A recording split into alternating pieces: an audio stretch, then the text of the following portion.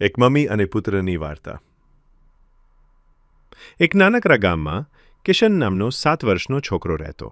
ગામમાં ઘરના આંગણે વટવૃક્ષ, કૂવાનો મીઠો પાણી અને ખેતરની લીલી પાકથી ભરેલું વાતાવરણ. કિશનની મમ્મી ગૌરીબા ખૂબ મહેનતકશ સ્ત્રી હતી. સવારે વહેલા ઉઠીને એ ખેતરમાં કામ કરવા જતી, પછી ઘેર આવી કિશન માટે ગરમ રોટલી અને દૂધ બનાવી આપતી.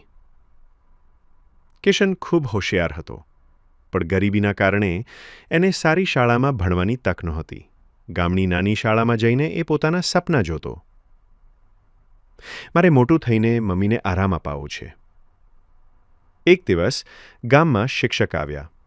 તેઓએ કિશનની તેજસ્વી આંખો અને જ્ઞાનની ઈચ્છા જોઈ. તેમણે ગૌરીબાને કહ્યું, આ બાળકમાં ખૂબ પ્રતિભા છે. એને આગળ ભણાવો. હું એને ફ્રીમાં શીખવીશ. ગૌરીબા આંખમાં આંસુ લઈને બોલી, બેટા, તું ભણજે. મારે માટે ભણજે. મારું જીવન તો ખેતરમાં વીતશે, પણ તું કંઈક મોટું કરીશ.